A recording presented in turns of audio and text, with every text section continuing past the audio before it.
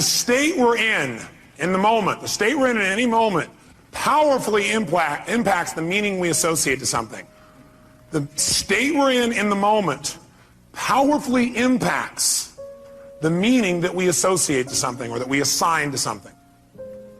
So one way to change what things mean to you is just change your darn state. Is that true?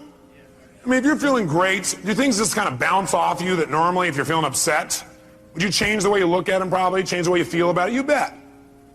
So we need to really still manage our state, and we talked about that a great deal last session. I want to make sure that that's part of your life's work, because your life's work is really learning how to live in a way where you spend most of your time enjoying yourself, very little time in pain. Most of your time in pleasure, very little pain. And living your life hopefully in a way where not only do you feel good all the time, but the people around you feel good just by being around you. Because they're around you, they feel a lot less pain and a ton of pleasure. See, that's my idea of success. Success is when you've learned to live your life in a way where you experience tons of pleasure every day and almost no pain. And simultaneously, where the way you live also causes the people around you to experience very little pain and tons of pleasure. Then you know you're really successful. Because if you feel good and nobody else does, you're a failure. Now, that doesn't mean you go around and try and make everybody feel good. Some people have an investment in feeling bad because they think feeling bad equals feeling good. Are there people that believe that, yes or no? Yeah, because they think if I feel bad, then people will notice me, or they'll love me more, or they'll help me more, or I'll get more attention, which means feeling good. People have weird crap they work inside their head about how to get to feeling good. Some people think I'm going to feel good when I make $1 billion. Some people are like, when I have this, this, and this, when I get married, have these many children, this and this, then I'll feel good. Some people have, well, I'll feel good if I feel bad, because then people notice me and make me feel good. Or you could just like choose to feel good. Which one do you think might be a more intelligent approach? Because who's in control there? You are. You don't have to worry about the environment. By the way, when you're feeling good, it tends to make you want to feel even better. It makes you share good feelings with other people, which makes them feel good, which makes them reciprocate usually. Not always, but usually. Kind of nice. So the bottom line is we got to manage our state still. And as a reminder, as far as that's concerned, changing state means change the meaning. And the way you can do it is either by changing your what? Anybody remember from last session? Change your what? Change your what? Change your physiology. Physiology, again, means the way you move, the way you breathe, your facial expressions, your gestures. The way you use your body determines the way you feel. You got to remember that for the rest of your life. If you're not feeling the way you want to feel, first thing you do is just change the way you're moving. Emotion is created by what? Motion. Emotion is created by motion. You have 50 muscles in your face. A slight change in any of these muscles will radically change the way you feel. Remember we did this last time, I think. What I'd like you to do right now, real quick, is create some tension in your body, some tension, then put a big, huge smile on your face while you're doing it and notice how it feels. How many feel somewhat excited when you feel this? Let me see your show of hands. You know why? Excitement has tension in it. The only difference is you send a different biochemistry into your body. You fire off different biochemicals when you make a smile. Physically, it changes. You want to get depressed? What do? Drop your shoulders, look down, breathe shallow, drool. Right? Change the way you move. Some people have limited emotions because they have limited motion. They're trying to express their feelings and they go, I have something important I want to share with you. Hear me. Feel me. I am man. Feel this? Versus, listen to me. Come on, let's make this happen. Let's do this. Do you understand what I'm talking about here? The more emotion you have, the more emotion you have. And there's certain emotions you're not feeling because you're not making certain movements happen in your face. You want to change that. You want to go for more. See, did I mention to you last time, did we talk about how certain people who live together for a long time begin to look like each other? Did I mention it? Do you remember why? Because in order to be in rapport, we like people who are like us. So we mirror back similar facial expressions.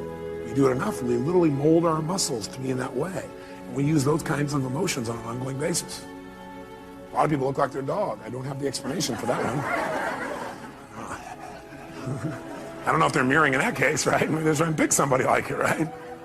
But see, the thing we got to realize is we got to control our physiology. So throughout this day, as last time, I want you to remember to live at level 10. You remember what that means? Living at level 10 means what you got to do is ask yourself on a scale from 0 to 10, where's my level of energy? 0 is dead, 10 is unstoppable. Which level is going to allow you to get more out of this weekend? Which one? 10, without a doubt. If nothing else happens from you coming to these fortune programs, but every time you get here, you demand from yourself for 4 days to live at level 10. You think you might develop a little stronger emotional muscle, yes or no? And pretty soon what used to be hard to do, like demanding 10, is the way you live. It's easy. It's like you can live that way easy, no problem.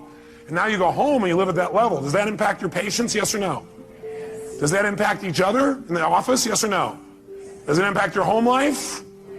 Does that impact those ecstasy ideas we had about the relationship at home? Yes. See, if you're level 10 every time with your personal relationship, would that enhance it? Yes or no? So how do you determine whether you're at 10 or not? You decide to go there, and the way you decide to go there is you got to ask yourself on a regular basis, where am I? See, I found the more you measure something, the better it gets. But if you don't measure it, you're not going to do well. If you set a goal on New Year's Eve, and then you check next New Year's, you're in trouble. Because you had one correction. It was at the end of the year, and it was too late. Once a month, you got a better chance. Once a week, you can really have it. Once a day, you won't have a bad year, you won't have a bad month. The worst you have is a bad day. The more we measure, the better we get. So what we've got to do is ask ourselves, where are we on a scale from 0 to 10? Where are you right now on a scale from 0 to 10? Sit right now like you would if you're at level 10. Okay, that's clear, you weren't at 10 then, isn't it? Come on, sit the way you'd be at level 10. I mean, absolutely, totally energized, excited, having fun, being outrageous and playful. Sit the way you'd be sitting right now if you're at level 10. Come on. And oh, you're not at 10. Come on. Come on, this is not 10. Let me see 10 here. Come on, even more energy, come on. Most of you would probably have to make some noise or do something with your body to get to level 10. Come on, wake your body up. Come on, come on, come on, come on, come on. Come on, wake your body up. Come on. Come on. Come on. Now, this is level 10. Now, go to level 2. And imagine trying to learn at this pace for the next 3 days. Go back to level 10. Come on, go, go, go, go, go, go, go, go. Come on, come on, come on, come on, come on, come on, come on, come on, come on, come on. Now, I want you to commit you're not going to drop below level 8 for the rest of the weekend. Are you willing to do that? Yes or no? Yes or no? Great. Now, if it's tough to stay at level 10, you want to push yourself to level 20. So just as a reminder, stand up. Remember how we do this? We put ourselves in a yes state. All remember what that means? Good. Then what I want you to do right now is take off your jacket. You have that. Not your blouse, ma'am, just the jacket. And we're going to put ourselves in that yes state. We're going to put ourselves in that state I talked about last time. Remember I gave you a metaphor the last time we were together, a reminder. I said there's a puddle of water here in front of me, and I'm an old person. I come up to that water, what will I do? No, not just walk around it, I'll walk around it and bitch about it while I walk around it. Okay? But if I'm a kid, how do I deal with a puddle? That's right, yes, boom, that's the state we're going in. All those who want to do that for the weekend say, aye. If you were in that state and somebody like came along and said, yeah, how do kids deal with that? They go, would that be a healthier response than going, okay. I'm looking for new ways to hiss and get this person.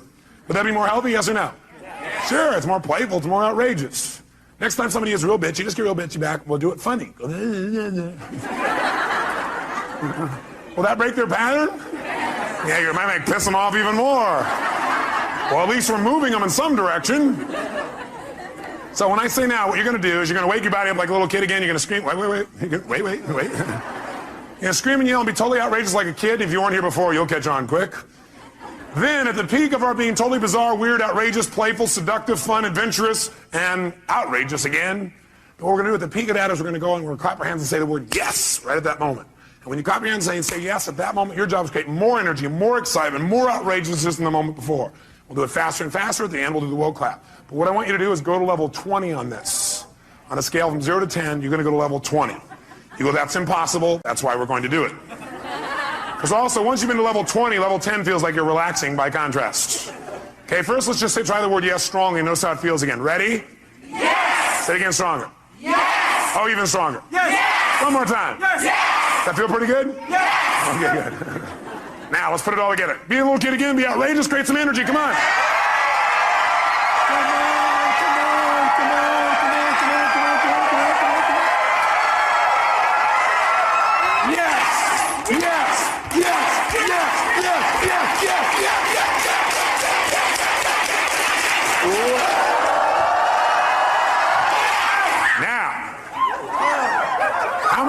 How many are now at level 3?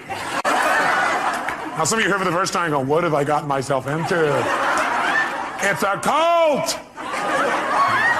It's the yes cult.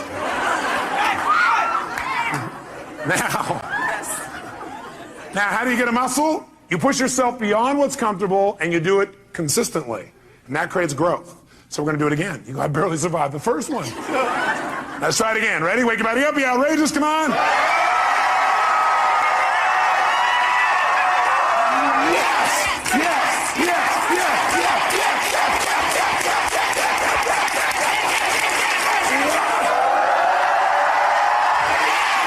Now, in this state, if somebody had some petty upset with you, could you handle it? Great. Then get a bouncing hug from the person next to you and grab a seat.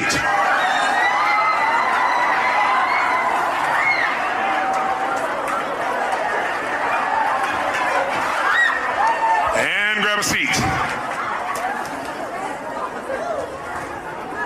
All right. We said there were two ways, though, that we could change our state. One was to change our what now? Nice and loud. Or the other is to change our focus. Change the way we're representing things to ourselves. Like picturing things in our head is one way we focus. Somebody doesn't show up on time, we picture in our head, I'll see why, because they're out there messing around, because they don't care about me, because this and this and this. Another way we focus is by what we say to ourselves. We represent, oh, well, they're not doing it probably because they don't really love me. And we talk to ourselves in certain ways. We get all these negative feelings. But if we change what we focus on, we change what we feel. If you think of something you're afraid of and you focus on it, will you feel it? You bet. If you wanted to feel depressed right now, how many could pull it off? No problem.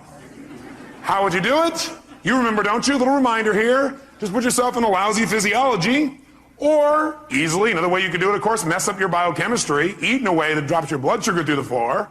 Or else could you pull it off? All you have to do is think of something that once happened that made you feel bad. Something in the past, and remember it again. That seems very intelligent, doesn't it? And feel bad about it once again. How many of you would go to a movie that was terrible over and over and over and over again? How many would think that would be real intelligent? Let me see your hands. If one of your friends said, yeah, I'm going to this movie, I hate it, it sucks, I'm going back there again. You go, how many times have you been to this movie? About 4,000. What would you probably ask them? Why would you go back there? Well, because I have to. Would you believe them? I don't believe you either when you tell me that. But I always believe in you because I know you know better. You don't need to go to those movies anymore. They're a bunch of myths anyway, made by poor directors.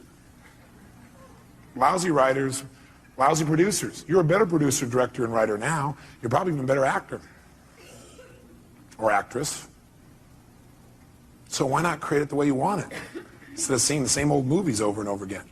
Most producers I know don't sit and watch their worst movies over and over and over again and feel bad about them again. What most of them do is they go, that was part of my learning experience. Time to move on. How else could you feel bad, by the way? You could do it currently, couldn't you? All you have to do is think of something you think you've lost that maybe hasn't even happened. Right? Or think of something that you want but you're not getting right now and feel bad about it. Or you could think of something that hasn't even happened yet and feel bad about it in advance. Can you do that?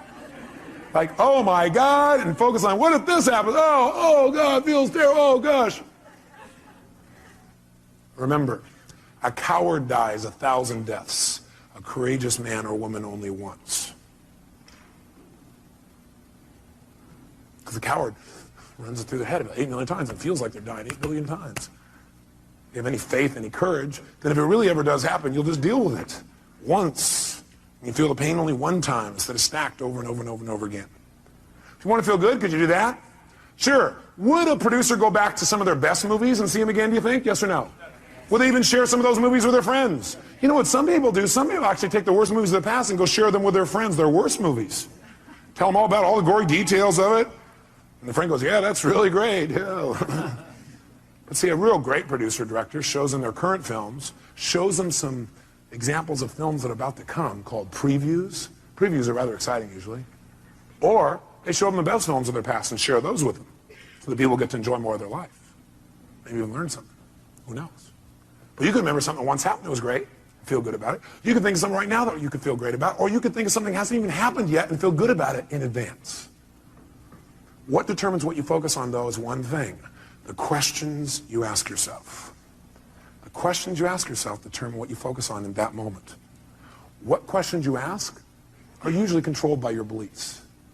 Because you could ask any question, but unless you do it consciously, you'll just ask the same questions that are in alignment with your old beliefs, your old BS, belief systems. So the bottom line is we've got to ask better questions. And I will tell you the question I want you to learn to ask the next time you get upset with someone. This is the first question I would ask myself if I were you. What else could this mean? What else could this mean? I will know a person is intelligent when I say this and this happened. I started to get upset, and I thought to myself, well, what else could this mean? You know, maybe it doesn't mean what I think it means. Maybe they weren't really being harsh. Maybe what it means is they're stressed. Maybe what I'm hearing from this person about what they said about me is not true. Maybe what it really is a distortion. Not that they mean to distort, but it's a distortion. Maybe what I've heard this person said about me is a deletion. Maybe this person is generalizing. Maybe this person heard it through somebody else.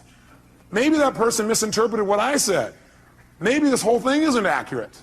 Maybe it's accurate, but they're stressed. Maybe I'm just stressed right now. Maybe what this really means is I'm stressed and I need to get more resourceful and be more loving. And I can handle this. Maybe what this means is it's a chance for me to go to the next level. What else could this mean?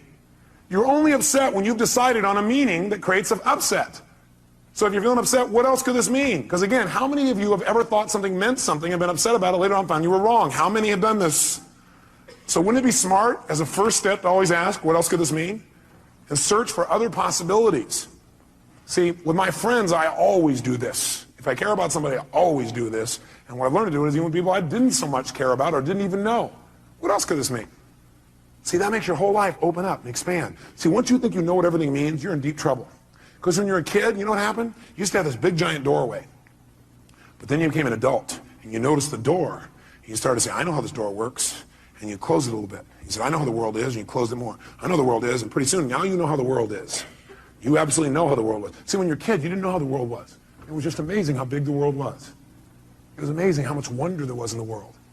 How much you could learn, how much you could grow, how stimulated you were. You were stimulated by all kinds of things because you didn't know for sure what everything was. You're always curious about what things were. But as an adult, you now know what everything is. And if it doesn't fit in there, it's wrong. We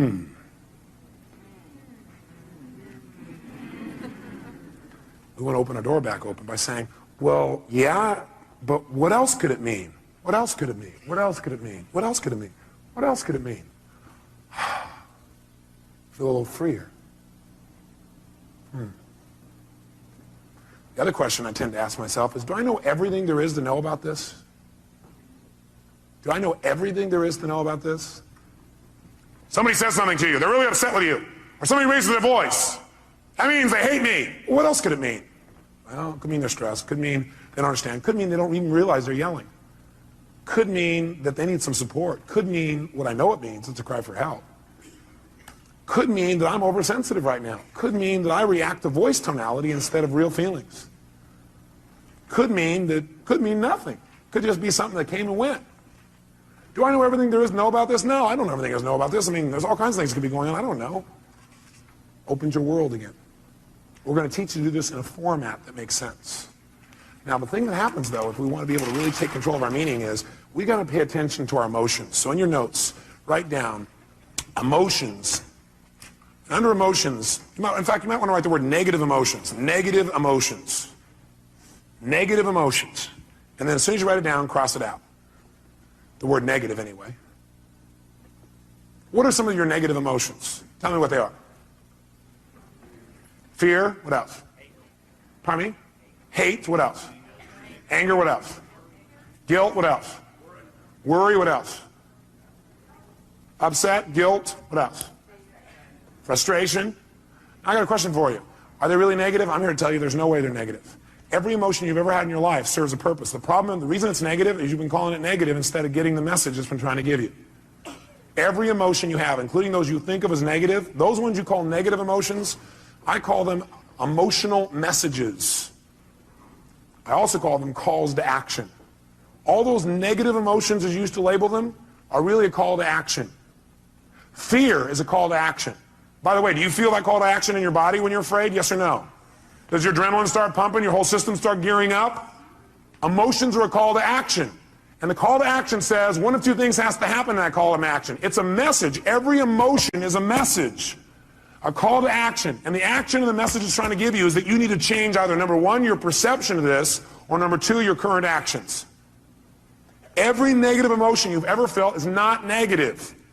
Now, you may be overusing them, I'll agree with you. You may be indulging in them, I agree with you. You may not be getting the message from them. What's making it negative is you're not getting the message it's trying to give you. But every emotion, fear, frustration, hate, anger, guilt, all of those emotions are here to serve you if you get quick the message. But what most of us do is we just indulge in the emotion. So we never get the message, and that's why it's negative, because it starts screwing up your body, because what it is a signal to act, and you're not acting. That's why you feel sick to your stomach. You're not acting. You just keep on indulging emotion, not hearing the message. So the message is always, you must change something. Negative emotions are saying you got to change something. Either change the way you're perceiving this, change the meaning you link to this, change your perception, change your focus, or change your actions. Change what you're doing because it isn't working. That's why you're having that emotion. Don't make your emotions wrong. Appreciate them. Be grateful for them, but immediately then ask yourself, hey, what's the message that my emotion's trying to give me here? What do I need to change? My perception or my actions? Does this make sense? Yes, no? So then, how do we make use of it? Well, first of all, notice this. How do most of us deal with our emotions? Well, most of us deal with our emotions by suppressing them. In fact, before you write that down, actually, I put over here 4 ways to deal with emotions. 4 ways we deal with emotions. I think the number 1 way most people deal with their emotions is they try to avoid them. By the way, how effective is that? No. You might do it for a moment or two, but most people, they just try to avoid feeling. Isn't that true? People who don't like to feel negative feelings are so afraid of negative feelings, they try not to feel any feelings. Now, if you don't feel any feelings, you're really going to have some pain. Because that's what life is for. Part of the juice of life is expressing and feeling. But sometimes people have had so much pain, they say, I don't want to feel anything. It never works, because eventually it comes out anyway. And then you feel bad about never having felt bad. You feel bad about the fact you didn't feel good. You have a sense of loss because you didn't feel things. Second way people try and deal with their emotions is they endure them. They're going to grunt it out. I'm going to endure these. I'm going to make it through this. I'll hang on to this. And again, this doesn't work. Now, they may try and disassociate after a while here again, or they may try and suppress the emotion. I'll just endure it. I'll just keep pushing it down, and I'll make it through it. I'll just endure it. That doesn't make it better either. Third way, what some people do, I don't know if you've ever seen this happen. I'm sure you've never done this. People compete to see who feels the worst. Some people do is they keep track of their emotions so they can share them with other people and compete. So somebody says, oh man, I feel like hell. Oh, you feel like hell. Let me tell you how I feel. You think you got a problem. Let me tell you my problem. You think you got the biggest problem. Check out my problem. It stands out to here. And people sit there and try and argue about who's got the worst problem. Right? Or the fourth thing that I don't have up there that I'd say, the fourth thing that people do is try and share their pain. Share their problem. They think, oh, I can get rid of my emotion by sharing it with others. So they try and get other people to feel bad too. That way we'll be friends. We can share in the pain together. We must love each other. Are these very intelligent ways to deal with your emotions, yes or no? No, you don't want to avoid them. You don't want to endure them. You don't want to compete for who's got the biggest and worst emotion. Try and make yours worse than somebody else's. You don't want to share them. Make them feel bad too. What a friend you are. Instead, what you want to do is step 5. Learn from them and utilize them. You want to learn from them and utilize them. Now, in order to learn from them and utilize them, in order to change an emotion, we have to change what something what's to us. Starts with an M. We have to change what something what? Means to us. When we change what something means, we transform our emotion. We have a transformation. Does that make sense? In other words, if I'm feeling really upset about something, I'm angry, angry, angry. Do I have to communicate that to get off my anger? No, not necessarily. I'm angry because of the meaning I linked up. What if I change what it means in my head and I realize, hey, that's not what it means? Then will I feel angry, yes or no? Yes or no? If I'm really angry about something, I'm angry because of what I've linked up to it. I'm saying, well, I'm angry because they did that and that means this. But if I really analyze it and I look at it for a while and I go, God, that's a bunch of crap. It doesn't really mean that. Then I've transformed my feeling. Do I now have to go to that person and say, what you did made me angry? Yes or no? Yes or no? No, because I don't have that feeling. I truly don't have it. I'm not suppressing it. I've transformed it. Suppression, however, is when you keep the same meaning. That you keep the same meaning. You're upset about something and you keep the same meaning. You don't change the meaning. All you try and do is stuff the emotion. You try to pretend it's not there. That's suppression.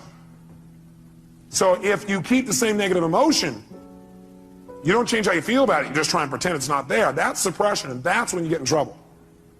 So our goal is not just to take things and not suppress them and just express whatever we feel, because Because if you just go express whatever you feel and you don't think it out, are you going to always communicate well? Yes or no? No, in fact, you may say things later on you'll regret in the heat of the moment because you were in state. So what you first want to do is see if you can transform it honestly and sincerely. And if you can't, then your goal is to get someone to help you to transform it. Go to the source and get the source to help you to transform this. So you know what? I felt this way about this. I made up this bizarre meaning. I know it's not true because I know who you really are. But this is the kind of crap I did in my head. Can you help me? I need to change this. Can you give me some more information or some feedback or help me to clarify this thing? Because I kind of screwed this up in my brain because I know that's not what you meant. But that's what I did inside my head. Can you help me out? Is that different than, you know something? The other day when you did this, I felt this, which by the way implies what they did made you feel something. Is that true? Yes or no? Does anybody do anything and make you feel something? Yes or no? Yes or no? Absolutely not. Absolutely not. Now you have a right to feel the way you feel, but that isn't true that it's actually what made you feel that way. You chose to make yourself feel that way. You communicated that to yourself. So instead of saying, when you did this, that made me feel this, that's implying that somebody made you do something, and that takes responsibility away from the one person who can change your life, meaning you. So I request in the future this. Nothing wrong with any of that. What we want to do is enhance it. The way we want to enhance it is come from the place of, I'm communicating because I want to transform something and I'm responsible, not them. You know, I need your help. I need your help. The other day when this thing happened, I used that to interpret that to mean this. And I know it's not true because I know who you are. I need some clarity. Can you help me out? I got to clean this up. And me.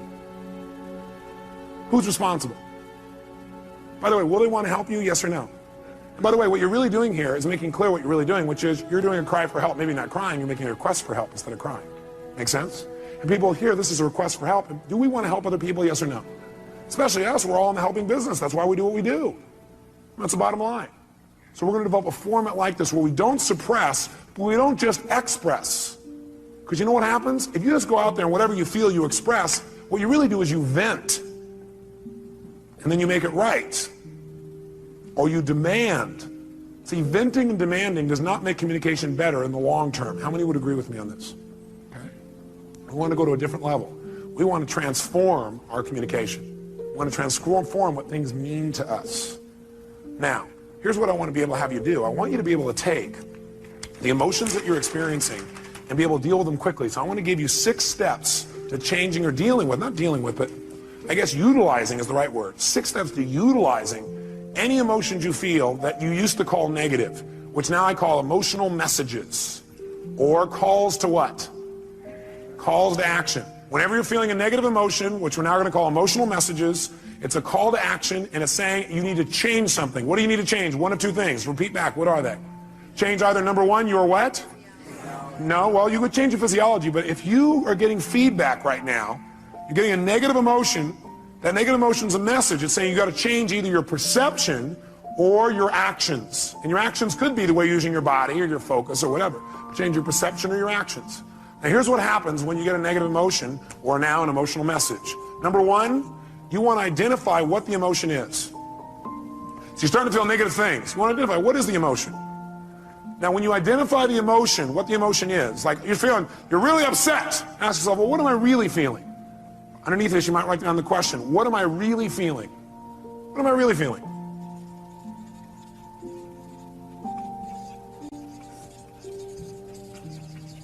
So when you say, I'm upset, I'm going to say, what am I really feeling? And what might your answer be when you say, what am I really feeling? I'm upset with this person. What am I really feeling? I might be feeling hurt. Does that change how you feel in that moment as you identify that? Yes or no? Yes. And when you say, what am I really feeling? You might put a little note in your notes. Use some TV. Use some TV when you come up with your label. Transformational what? Vocabulary. So instead of saying, I'm destroyed, I'm devastated, I'm humiliated, you might say, I'm feeling a little bit hurt. Use TV and use what I call softeners. Softeners are the words like a little bit. So softeners and TV. Here's the second key. Once you've identified what it is, and by the way, usually it's going to be, I have a sense of hurt or a sense of loss. Almost all emotions will probably come down to that in most cases. Is that true? In most cases, not all. Second thing you do, acknowledge and appreciate the message it has for you. Don't deny your emotions. Don't avoid your emotions. Don't suppress your emotions. Don't make them wrong. Don't share them. Start by identifying what they really are and then acknowledge and appreciate the message it has for you. In other words, acknowledge, hey, this is a real emotion. I'm glad I'm having it. It's going to have a great message for me. Then go to step 3. Get incredibly curious. Get incredibly curious as to what it has to offer you, as to what the message is. Get incredibly curious as to what the message is. Underneath this one, number 3, as you get incredibly curious as to what the message is, write down the question. What is the real message this emotion is giving me? What is the real message this emotion is trying to give me? What is the real message this emotion is trying to give me? I'll offer you some ways to do this. Let's do all 6 though so you know where we're going. Step 4. Okay, the question on 3, some of you are still there. Question number 3 is, what is the message this emotion is trying to give me? What's the real message? Number 4, get yourself to feel reassured that you can deal with this emotion. Get yourself to feel reassured that you can deal with this emotion. See, a lot of times the stress is, oh my God, how am I going to deal with this? So get yourself reassured you can deal with emotion. And the way you do that is, remember a time when you've dealt with this emotion successfully in the past. Remember a time when you've dealt with this emotion successfully in the past. So if all of a sudden you start to feel depressed, that's a pretty negative feeling. I, first of all, would not call it depression. I'd say a little bit down. But the first thing you do is you go, okay, I'm feeling this terrible feeling. I start to feel depressed. Well, what am I really feeling? Well, I'm really just feeling a little bit down. Okay, great. You know what? That's great. I appreciate it. That's a message. I need to get curious. What is that message? What's the message this thing's trying to give me? And what depression's message usually is, by the way, is you need to reset your priorities. That you don't feel like you're in control. That you got too many things going at once. You feel out of control when you're depressed. So what you have to do is set some priorities and go do the first one on your list. That's what the message is telling you. You feel out of control. The way to get in control, reset your priorities and go do one thing and complete it. The minute you do, your self-esteem will go right back up. So that's a message. So what's the message it's offering me? And by the way, I'm going to teach you the 9 most powerful emotions that you probably experience, what their messages are. So you won't have to wonder about this. You'll know what they are. Step 4, get yourself to feel reassured by remembering times when you've dealt with this in the past. Have you ever felt a little bit down before, or what you used to call depressed? How many have ever felt that way in the past? Let me see your hands. How many have dealt with it? Let me see your hands. Great. If you remember that, 2 things happen. You're going to feel reassured you can deal with it, plus you're going to remember how you did it, which means you can use what you did in the past to change it right now. Why wait? Most of us forget the best parts of our past, which is how we dealt with things and turned them around. We just remember the negative feelings. That's kind of weird. Maybe we need to manage our memories better. Remember the things that have resources for us and forget the things that don't. Number 5, get certain. Get certain that you can handle anything like this in the future. Get certain. Not only can you deal with the emotion you have right now, but what you should do is use this as an opportunity to be certain for yourself. Get yourself certain. If it ever happens in the future, I'll handle this emotion quicker and easier.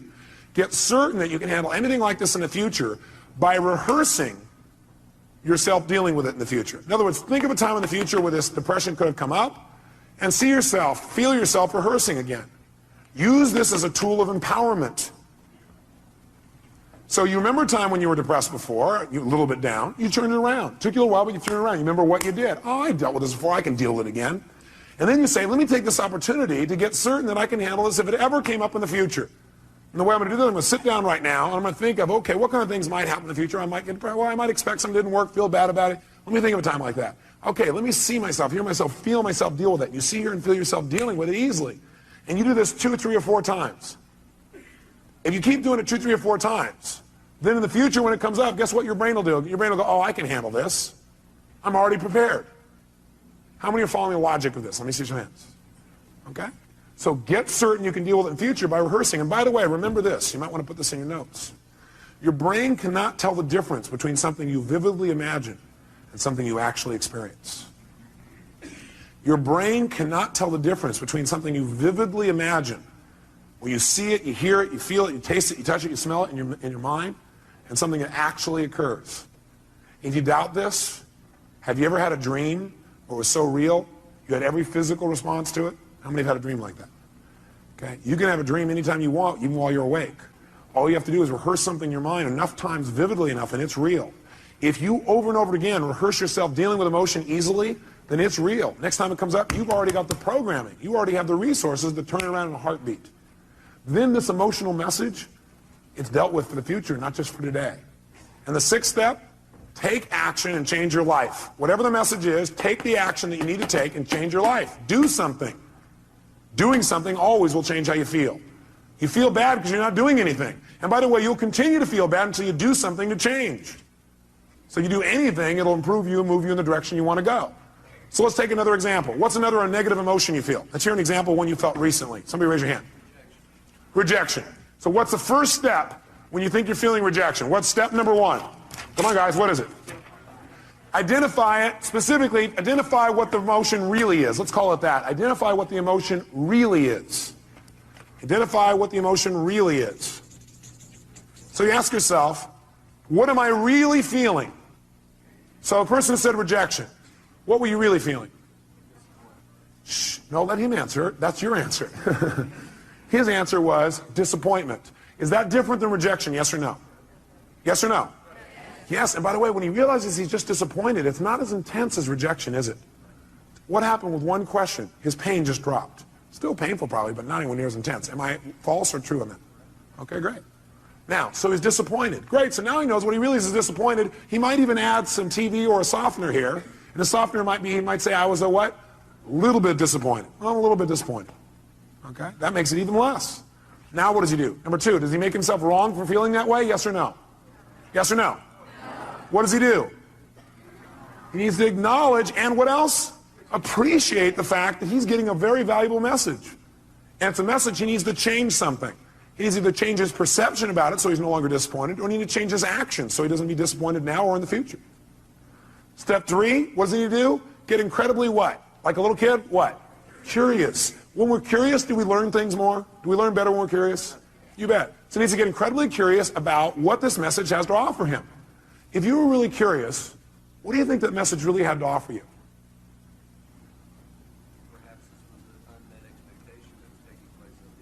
Perhaps this was just an unmet expectation that was taking place up here and it wasn't even reality. What's happening to his level of emotional intensity right now? How many see that it's dropping? Can you see that? Okay, it's dropping right out. You go, great. Can you remember a time, next step is get himself what? What? Great. And the way to do that is get him to what? Remember a time when he's dealt with it. Have you ever been disappointed before and dealt with it? Can you remember a specific time? Can you turn it around and made it good? Can you remember a specific one? Think for a moment, a time when you turned around and you made it great. You actually took it and made it to your advantage. Remember a time like that? How'd that feel? So you know how to deal with this, don't you? Well, I got a question for you. What did you do back then that changed it? He redefined the terms he was going to use. He changed his perception or his rules. Great. How'd that feel when you resolved it? So great. So when he goes to reassure this, two things happen in the reassurance. One is he sees he can deal with it. He sees and feels he can deal with this easily. And number two, he sees how. And number three, he remembers how good it feels to relieve himself from the feeling.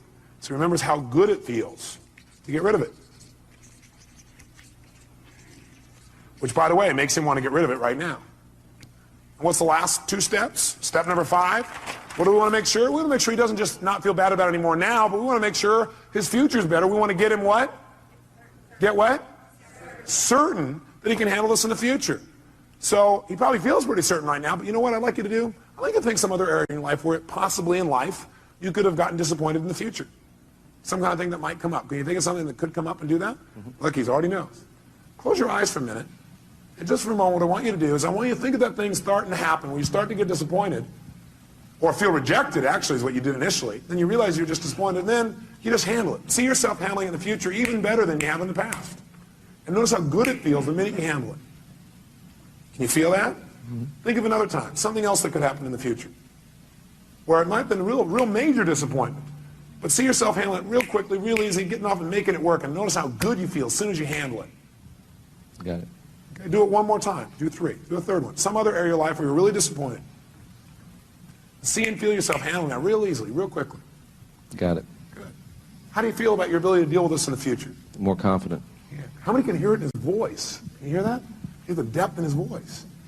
And the last thing is, Go take action and change it. He may have already done that if it was changing a perception.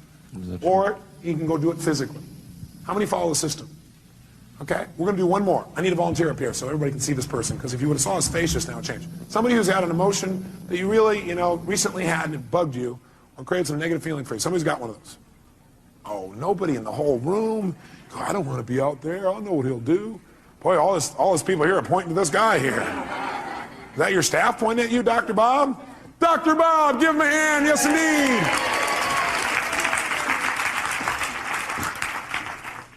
Great. Here you go, sir.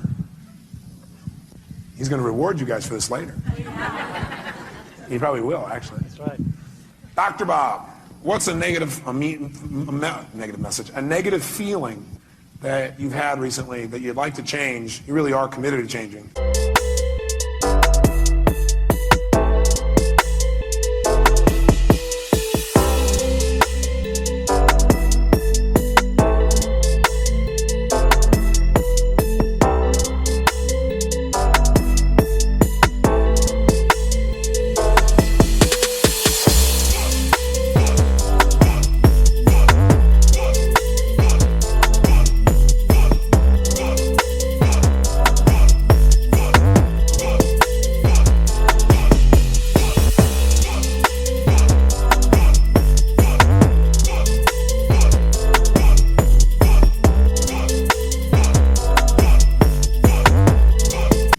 But it's been bugging you.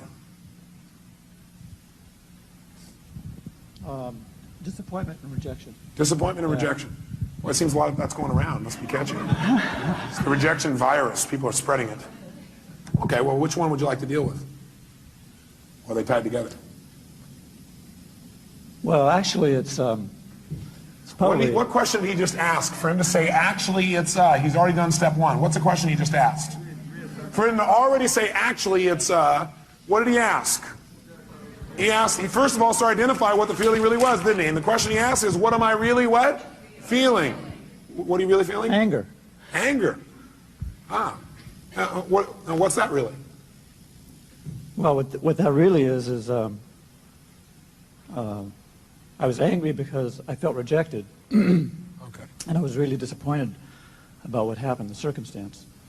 So what's he done? He's managed to stack his negative emotions one on top of another. Okay. And by the way, this is unique to Dr. Bob. Nobody else you know does this, do they? But what are you really feeling? All that stuff, what's behind all that stuff? You just really feel what? Rejected. Rejected. Disappointed. I mean, it was discounted by... Does he look like a computer that keeps running the same program over and over again? He's a reject, disappointed. He's running right back through the thing. Do you feel hurt? Yes, yeah. Do you feel rejected or do you feel hurt? I feel hurt. Do you feel disappointed or do you feel hurt?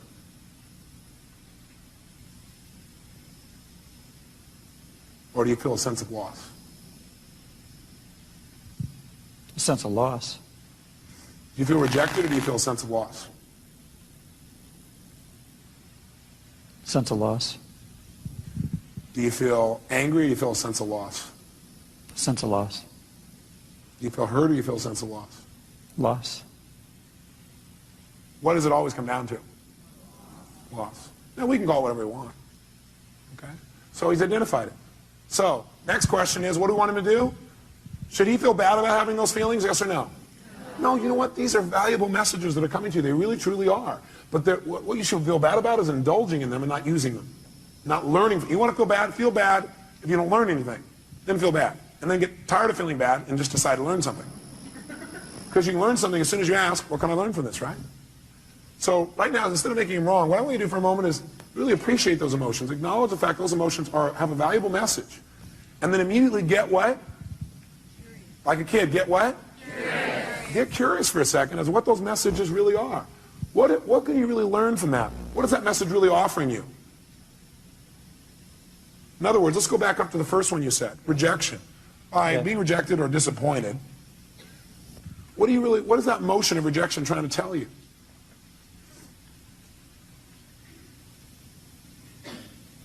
The relationship's important. Love's important. It's telling him that relationship's important, that love is really important to him. Is that a valuable message? Yeah. What was that disappointed in telling you? What was the message it was trying to tell you?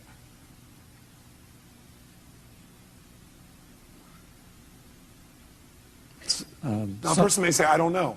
If you did know and it had a positive message, what do you, it's always telling you to change something. It's telling you to change your perception about something, or it's telling you to change your actions. So what is that emotion of disappointment telling you? To change what? What do you need to change? How I love. How he loves. Very interesting. In what way do you need to change how you love? How it's communicated, or shown. How it's communicated and shown. How do you need to communicate and show your love more effectively?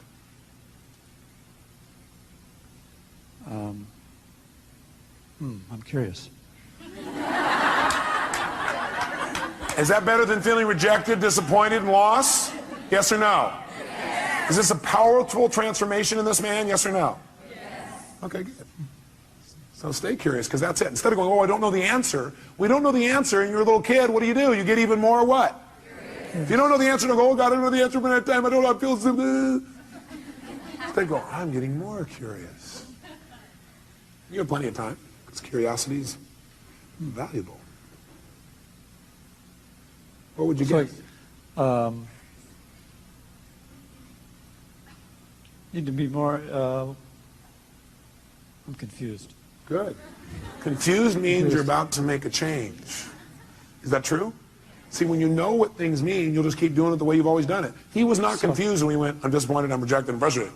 In fact, he kept doing it over and over again because he was not confused. He knew exactly how to do that. Now he's confused. His little brain's going, this little computer program's not working the same way. So, So the question I always help him out with is, what do you need to change in order to no longer feel this? You need to change your perception or your actions or both. And what do you need to change about your perceptions? What do you need to change about your actions? You might want to write that down. Go ahead. So my action should be different. I mean, if what I did didn't work, I need to try something else. That's right. So I need to communicate that differently or behave differently. Okay. And how many hear what he just said? Did you understand what he said? He said what it's saying is, the way I communicated, the fact I got rejected is a message that love's really important to me, and that I need to change the way I'm communicating so I get what I want. Because obviously it didn't work, so I got to change my approach. Is that true? Is that different than I'm not worthwhile as a meaning, or they don't love me as a meaning? Yes or no? Huge difference in how he feels. Have you ever felt rejected or disappointed in the past and dealt with it really powerfully or really effectively? Yes. Can you remember a specific time? Yes. Okay, go back to that time. And remember how you dealt with it. And how you turned it around and made it something positive. Okay. How'd that feel, first of all? Great. A sense of accomplishment. Yeah, that's right. And how did you do it? I took action. What did you do? Take action. How did you do that? What did you do? I started doing things differently. Oh, great. Expressing myself differently. Did it work? Yeah. Wow. By the way, what is this doing now? It's teaching his brain, if you do this, you're going to get pleasure. What you used to do gave you what? Pain. The brain is always trying to avoid what? And move towards what?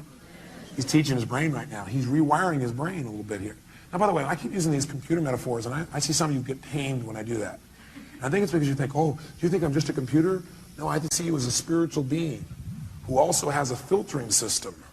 And that filtering system sometimes you allow to take control and keep you from doing what you do naturally, which is just love and appreciate other people, including yourself.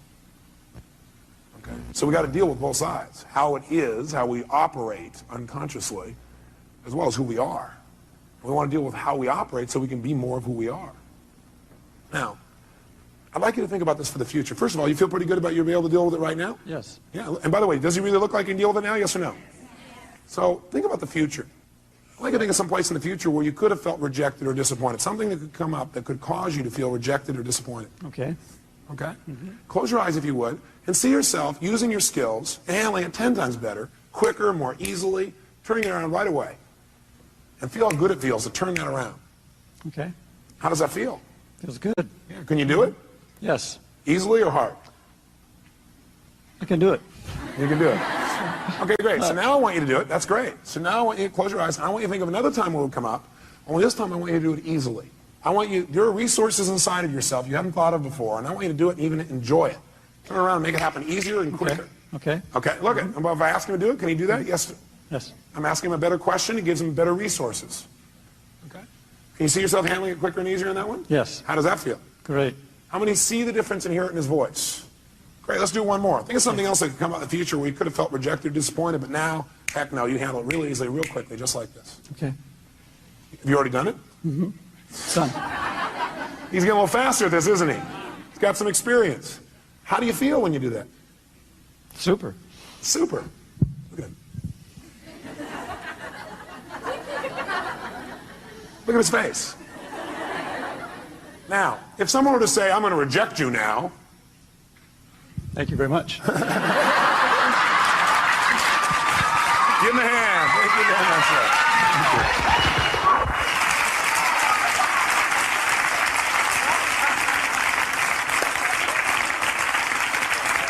So, I want you to try this. Let me help you another step.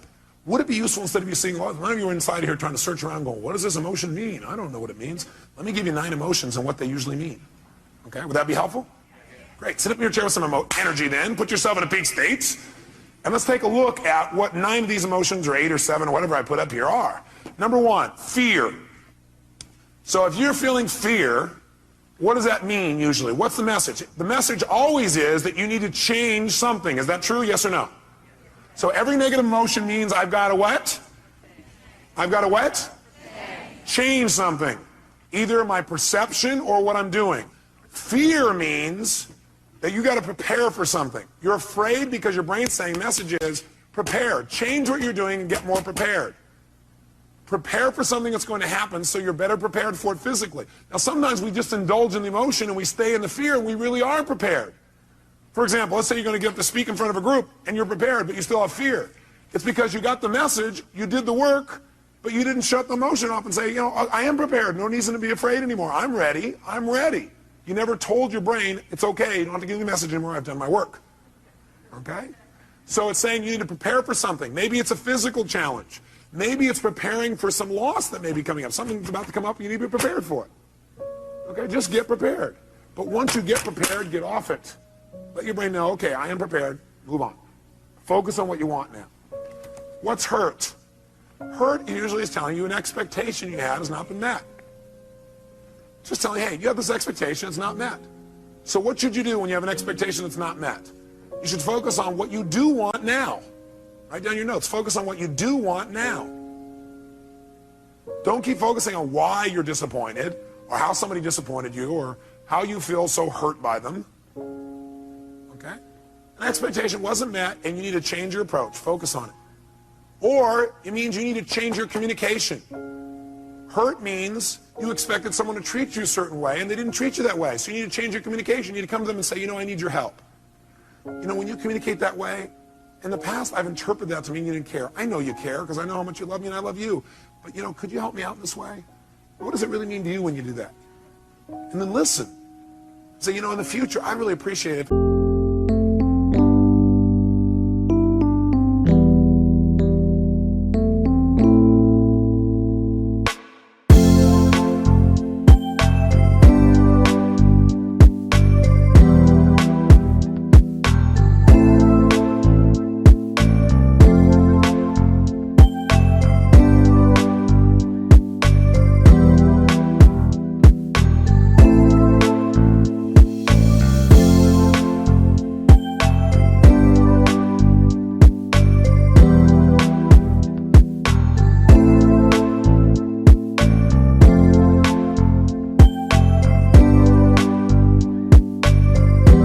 If you do it this way instead, would that work for you? Would you be willing to do that?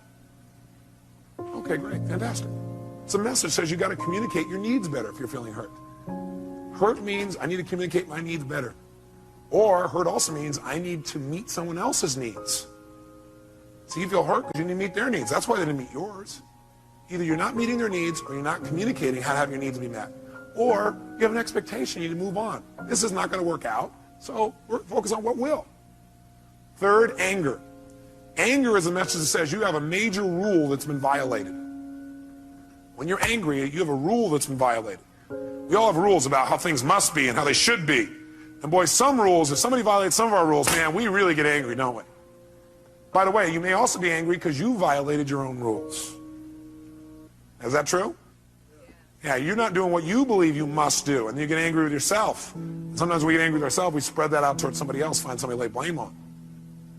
4, frustration. Frustration is a message that what you're doing isn't working, and that you need to what? Change. If you're frustrated, it means you still can succeed, but you got to change. You're frustrated, it says, God, something's here and you know you could succeed, and you're frustrated because what you're doing isn't working. Change and you can still get what you want. Flex. Disappointment. Disappointment's a message, again, that you expected something to happen, it's not going to.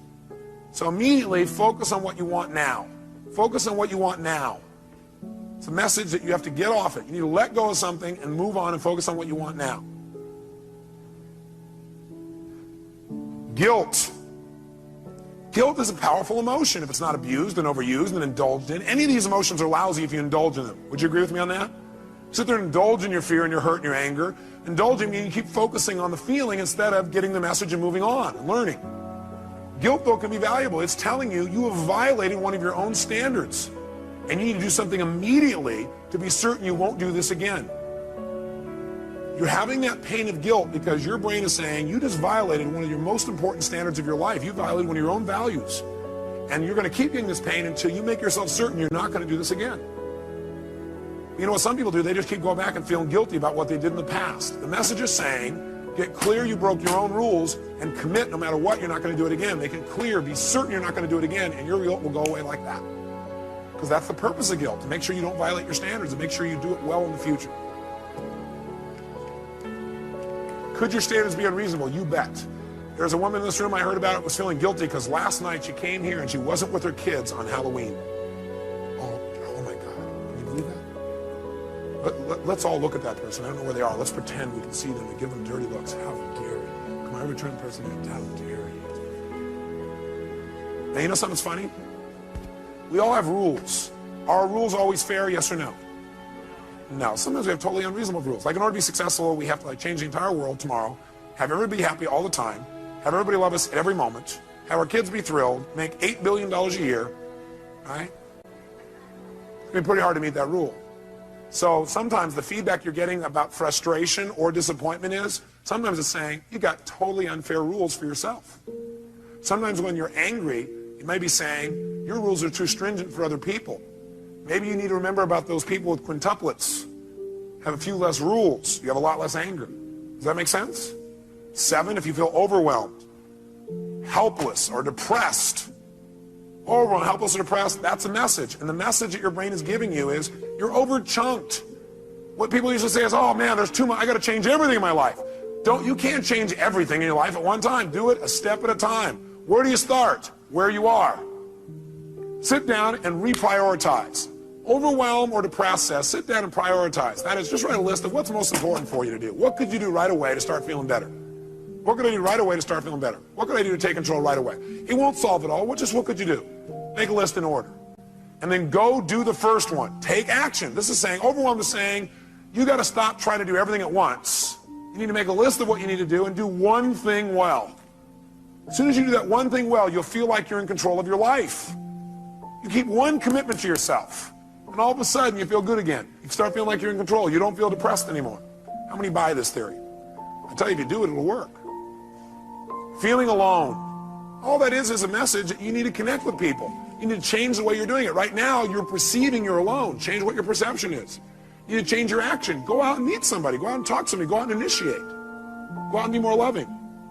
Right? So if you're feeling alone, it means, hey, go out. It means you need to connect with another human being.